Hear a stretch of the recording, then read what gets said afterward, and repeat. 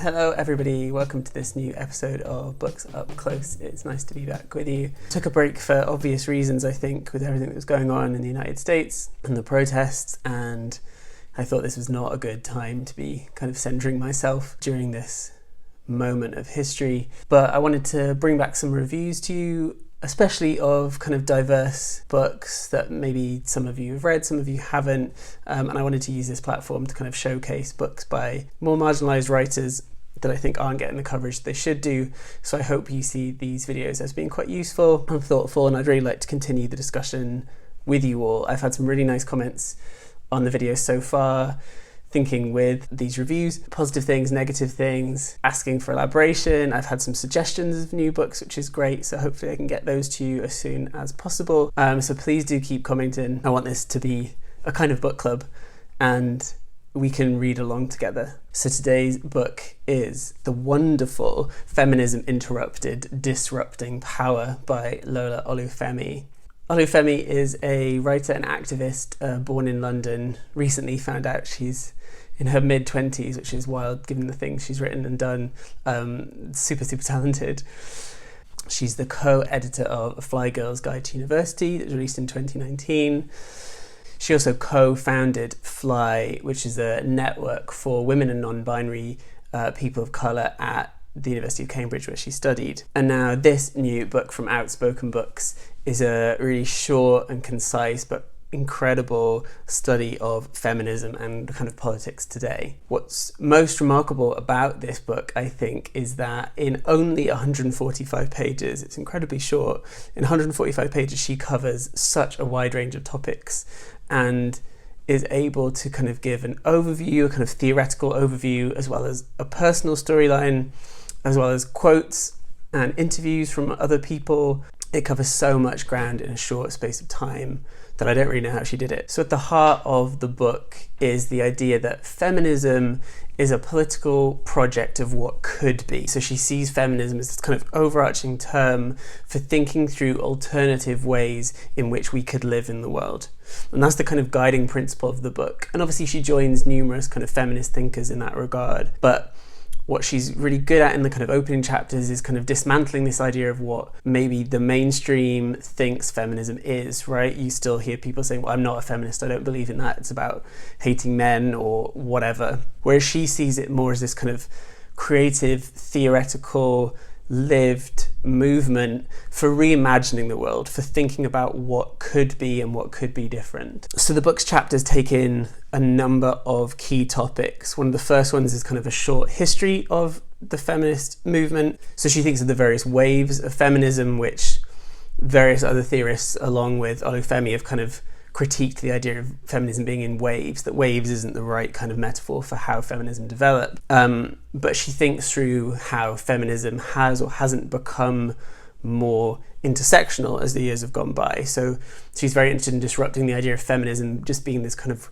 white women's movement, and actually to think intersectionally is really important. So if you don't know what intersectionality is, it's an idea coined by Kimberly Crenshaw in an article in the late 90s, though other black feminist writers were talking about this idea before she did, but she kind of coined the term, is the sense that identity positions are kind of made up of various elements, and that systems of power are discriminatory in multifaceted ways. So that, for instance, this is what Crenshaw is writing about in terms of law, is that black women were kind of left out of cases because they were theorized neither in terms of their gender or their race. So as black women, they're kind of being disenfranchised through both their racialized and gendered identities. So that's the kind of intersection of those two things.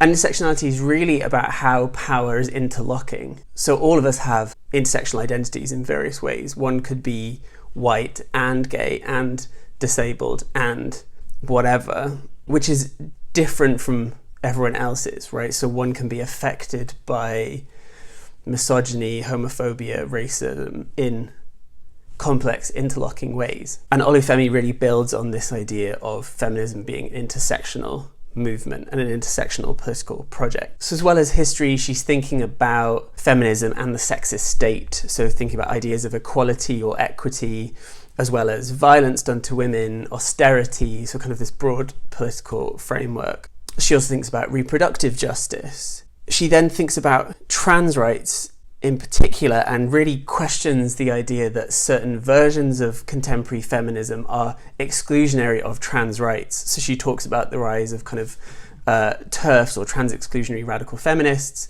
especially in the UK. And obviously this is very pertinent at the moment with Twitter's banning of a certain someone for his years-long campaign against trans people and trans allies. And what Olufemi does in this chapter is really think about the idea of woman, or this kind of concept of womanhood, as being quite capacious and inclusive rather than exclusionary and kind of rooted in misguided notion of what an essential biology is. And she really pushes that idea forward by suggesting that biological essentialism has real connections to kind of racial essentialism and scientific racism, which both see, and this is her quote, the body in absolute terms.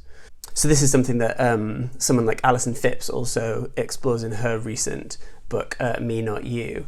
After that chapter, we get chapters on Muslim women and Islamophobia. She kind of develops lines of thinking similar to that of someone like Saba Mahmood in The Politics of Piety. There are also chapters on sex workers, there are chapters on prisons, right? This is a book that really takes all of the big issues of our day and shows how they're interlinking and how they all fit together, and what feminism as a kind of project can do to dismantle all of these different ideas and systems of power. So she really joins thinkers like Angela Davis, Ruth Wilson Gilmore, those kind of people, in thinking about how feminism isn't just one issue about gender or sex, whatever that is, but rather it's this kind of multifaceted project for reimagining the way we live in the world. So she finally pushes towards this conclusion in which she argues that feminism is, quote, a social, political, economic and artistic framework for thinking collectively about our liberation.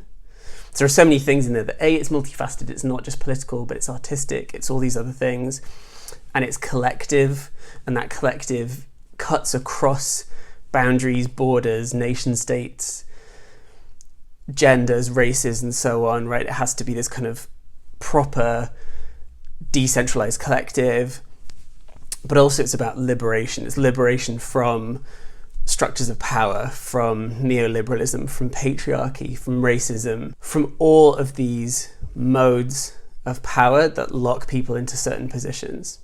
And that idea of justice, of liberation, of transformation is key to her book and her argument for what feminism is and can be. I really don't have any criticisms of this book, other than maybe it's too short. I would have loved these chapters to have been much longer, to find even more things out. There's only one thing that I don't love, which is the use of the word seminal, which, as Sarah Ahmed taught us, and really I didn't know this before she wrote it, and that obviously seminal comes from and is kind of etymologically linked to semen and insemination, right? It's this kind of male masculine term of creation, and thus creation becomes a masculine thing, which is obviously problematic. And obviously that's just a linguistic detail, it's nothing huge here, but it's one thing that if that word was gone, I think this book would be perfect. It's 99% perfect. Otherwise, it really made me think carefully about all of these topics. And while I've read about lots of these ideas, the way that Olufemi theorized them, put them down so clearly and precisely, really helped me think about them in combination with one another. Sometimes it's hard to kind of join the dots between sex work, prison abolition, trans rights, but Olufemi really draws a nice clear line between each of these topics in a way that I think will help anyone really to get a grasp of them. Whether you know much about feminism, whether you've read about it for a long time, I can see myself using this book in teaching. It's a really, really good way into a topic, and also a way into so many other writers and thinkers. Obviously, for that reason, this book is getting 5 stars. There's no way it could not. I urge all of you to buy it immediately.